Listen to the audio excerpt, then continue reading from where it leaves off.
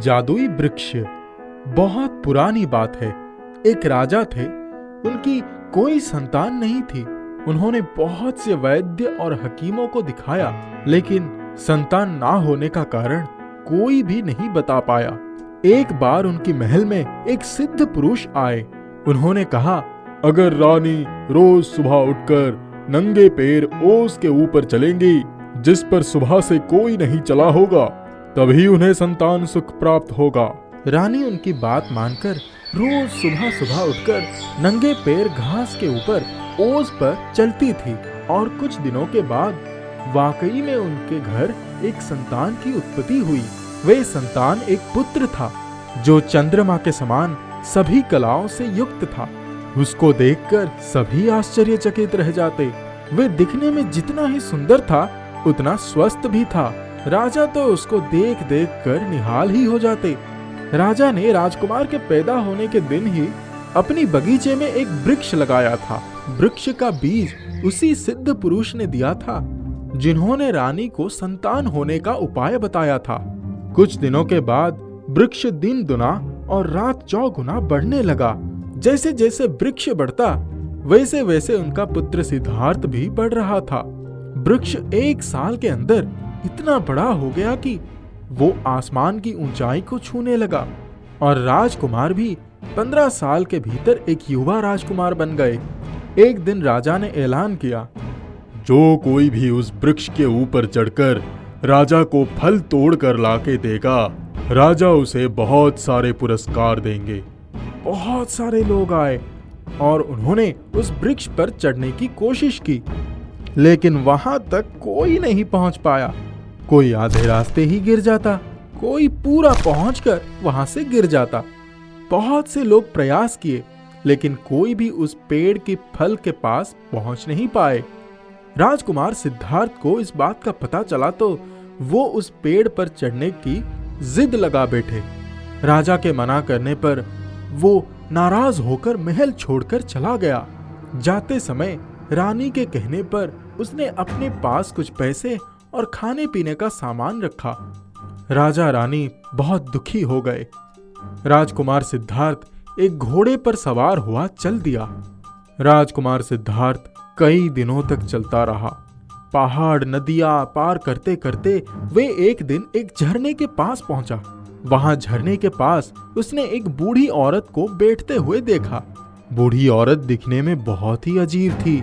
जैसे ही उसने राजकुमार को देखा, उसके पास आई और कुछ खाने को मांगी। राजकुमार ने उसको धुतकार दिया और कहा, भाग जाओ। तब उस बूढ़ी औरत ने कहा, राजकुमार सिद्धार्थ, तुम बहुत ही नाराज लग रहे हो। तुम अपने पिता से नाराज होकर आए हो ना? तुम वापस अपने घर लौट जाओ। तब राजकुमार को लगा कि इसको ये सब कैसे पता। वे पीछे मुड़ गया और बोला, तुम मेरे बारे में इतना सब कुछ कैसे जानती हो? उसने कहा, पहले मुझे कुछ खाने को दो, फिर मैं सब कुछ तुम्हें बताऊंगी। राजकुमार ने उसको अपने पास से कुछ खाने का सामान दिया। इसके बाद बुढ़िया ने कहा, मुझे पता है कि तुम्हारे पिताजी ने तुम्हें उस अद्भुत वृक्ष के फल तोड़ने के लिए नहीं दिए, इसीलिए तुम नाराज हो। राजकुमार आश्चर्यचकित रह गया। उसने अपनी थैली से 2 सिक्का निकालकर उस बुढ़िया को दे दिया और बोला, बताइए आप मेरे बारे में क्या जानती हैं? वे एक पुस्तक लेकर आई और उसने उसमें देखा और देखकर बोली, तुम अभी अपने महल चले जाओ। तुम्हारे माता पिता का तुम्हारे बिना बहुत बुरा हाल है। तुम जाकर अपने पिता से कहना, पिताजी, अगर मैं पेड़ पर से सही सलामत वापस आ गया तो यह राजगद्दी आप मुझे दे दीजिएगा, वरना मेरा सिर धड़ से अलग कर दीजिएगा। तुम्हारा आत्मविश्वास देखकर तुम्हारे पिता तुम्हें जरूर उस पेड़ के ऊपर भेज देंगे। जाते समय तुम एक मोटे धागे का बहुत बड़ा गोला भी मंगवा लेना। उसका एक सिरा तुम कमर में बांध लेना और एक अपने पिताजी को दे देना। जैसे जैसे तुम पेड़ पर चढ़ोगे वो गोला खुलता ही जाएगा। और तुम्हारे पिता को ये सब पता चलता रहेगा कि तुम कहाँ तक पहुँचे हो। ये सुनकर राजकुमार सिद्धार्थ बहुत खुश हुआ और उसने बुढ़िया के झोली में 5 सिक्के और डाल दिए। वे वहीं से पीछे मुड़ गया और राजमहल के तरफ चल पड़ा। जब उसने राजमहल में प्रवेश किया, चारों तरफ शोर मच गया कि राजकुमार वापस आ गए। राजकुमार ने जाकर अपने पिता से अपनी शर्त बता दी। तब राजा ने सोचा, अगर ये इतना जिद कर रहा है तो जरूर इसके पास कोई उपाय होगा। राजा ने उसे एक बहुत ही बड़े मोटे धागे का गोला मंगवा कर दे दिया। राजकुमार ने उस धागे का एक सिरा अपने कमर में बांध लिया और राजा से बोला, जब तक ये धागे का गोला खुलता रहेगा तब तक आप समझना कि मैं पेड़ पर लगातार चढ़ रहा हूँ, और जब ये धागा खुलना बंद हो जाएगा तब सोचना कि मैं कहीं अटक गया हूँ। राजा ने बुझे मन से हामी भर दी। इसके बाद राजकुमार ने अपने कमर में वो मोटा धागा बांध लिया और पेड़ पर चढ़ना शुरू कर दिया। पेड़ पर चढ़ते चढ़ते वे 1 महीने के अंदर वो पेड़ के पूरा ऊपर पहुंच गया। वहां जाकर देखा कि पेड़ के 3 शाखाएं थी और 3 शाखाओं पर 3 अद्भुत सुनहरे फल लगे थे। राजकुमार जैसे ही उस फल को तोड़ने के लिए हाथ बढ़ाया, सुनहरी पूंछ वाला एक पंछी आया और सुनहरे फल पर चोंच मारकर उस फल को खाने लगा। सिद्धार्थ कुछ कर पाता इससे पहले ही वो पंछी फुदक कर दूसरे डाल पर पहुंच गया और दूसरा फल भी खाने लगा। जब तक राजकुमार तीसरी डाल पर पहुंचे तब तक वह पंछी तीसरी डाल पर बैठने ही वाला था। उसके पहुंचने के पहले ही राजकुमार ने उसको दबोच लिया। फिर उस पंछी ने अपने आप को राजकुमार के हाथ से छुड़ा ली, लेकिन उसका एक पंख राजकुमार के हाथ में रह गया।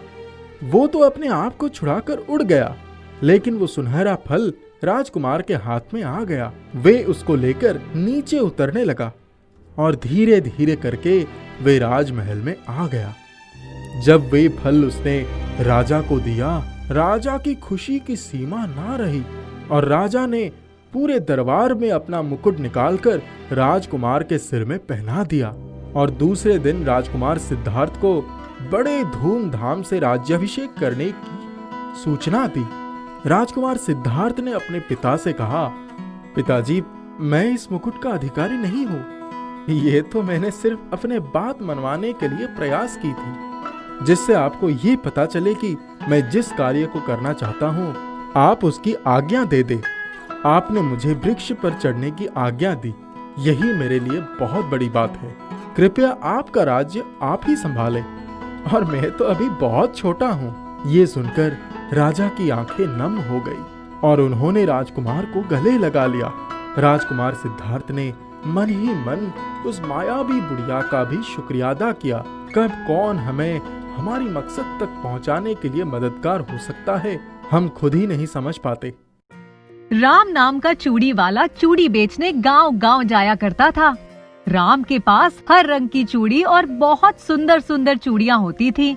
चूड़ी वाला सुबह से चूड़ी बेचने के लिए निकलता और शाम को चूड़ी बेचकर घर आ जाता था। ऐसे ही उसका काम चल रहा था और इसका फायदा भी बहुत उठाता था और किसी को किसी दाम में चूड़ी बेचता और किसी को किसी दाम में। लेकिन आसपास के गांव में वही एक चूड़ी वाला होता था, इसलिए लोगों को ये पता होने के बाद भी वे चूड़ी वाला लालची है, उसी से चूड़ियां लेते थे। उसी गांव में संगीता नाम की एक बच्ची रहती थी। संगीता को चूड़ी बहुत पसंद थी, लेकिन वे बहुत गरीब परिवार से थी। एक दिन की बात है, चूड़ी बेचने वाला संगीता के गांव में आता है और आवाज लगाता है, चूड़ी ले लो, चूड़ी ले लो। तभी संगीता वहां आई और उसने चूड़ी वाले से कहा, चाचा, मुझे भी चूड़ी चाहिए। लाओ बिटिया पैसे। चाचा, पैसे तो नहीं है, आपके पास कोई चूड़ी बच गई हो तो मुझे दे दो। नहीं बिटिया, ऐसे तो चूड़ी नहीं मिल सकती। अगर तुमको चूड़ी लेना है तो तुमको पैसे देने पड़ेंगे। इतना कहकर चूड़ी वाला वहाँ से चला जाता है और संगीता सोच में पड़ जाती है कि कहाँ से पैसे लाए जिससे उसे पसंद की चूड़ी मिल जाए। वह घर आती है और अपनी माँ से कहती है, माँ, मुझे चूड़ी चाहिए, उसके लिए मुझे पैसे चाहिए। बेटा अभी पैसे नहीं है, जब होंगे तब दिला दूंगी। संगीता इतना सुनकर मायूस होकर चली जाती है। काफी दिन निकल जाते हैं लेकिन माँ संगीता को चूड़ी नहीं दिला पाती और संगीता डर के कारण माँ को फिर से नहीं बोल पाती कि उसको चूड़ी चाहिए। एक दिन माँ संगीता को कहती है, संगीता बेटा जाकर बाजार से ये सामान ले आ। और माँ संगीता को कुछ पैसे देती है और उसको बाजार भेज देती है। संगीता बाजार जा रही होती है तभी उसको फिर से चूड़ी वाला दिखता है। संगीता उसके पास जाती है और कहती है, चाचा चूड़ी दे दो ना। बिटिया मैंने तुमको पहले भी बोला है चूड़ी के लिए पैसे लगेंगे। लेकिन चाचा मेरे पास पैसे नहीं है। ये तुम्हारे हाथ में पैसे हैं तो इनसे चूड़ी खरीद लो। नहीं, ये मेरी माँ ने बाजार का सामान लेने के लिए दिए हैं। बिटिया तुम बहुत दिन से चूड़ी लेने को कह रही हो, अपनी माँ से कहना पैसे कहीं गिर गए और चूड़ी ले जाओ। संगीता चूड़ी वाले की कही बात मान लेती है और उसको पैसे दे देती है और चूड़ी ले आती है। अब संगीता घर जाती है तो माँ उससे पूछती है, संगीता बाजार से सामान ले आई? नहीं माँ, पैसे कहीं गिर गए। माँ इतना सुनकर परेशान हो जाती है और कहती है, बेटा पैसे कहाँ गिर गए? अगर सामान नहीं आया तो हम सबको पूरे महीने भूखा रहना पड़ेगा। सिर्फ वही पैसे थे हमारे पास। संगीता को बहुत बुरा लगता है कि ये उसने क्या किया। दूसरे दिन फिर से चूड़ी वाला चूड़ी बेचने आता है तो संगीता उसके पास जाती है और कहती है, चाचा मुझे ये चूड़ी नहीं चाहिए, आप मेरे पैसे मुझे वापस कर दो। एक बार लेने के बाद चूड़ी वापस नहीं होती, अब जाओ यहाँ से। लेकिन चाचा उन पैसों से हमारा खाने का सामान आएगा। आपकी बातों में आकर मैंने माँ से झूठ बोला। लेकिन चूड़ी वाला उसकी एक बात नहीं सुनता। ये सब संगीता की माँ देख रही होती है और संगीता की माँ चूड़ी वाले को पकड़ लेती है और पुलिस के पास ले जाती है। गांव वाले भी संगीता का साथ देते हैं। चूड़ी वाला सबसे माफी मांगता है और संगीता के पैसे उसे वापस कर देता है। संगीता की माँ संगीता को समझाती है, संगीता बेटा ऐसे किसी की बातों में अब कभी नहीं आना। दुनिया में ऐसे कई लालची लोग हैं और उनसे दूर ही रहना। संगीता माँ की बात समझ जाती है और माँ से माफी मांगती है।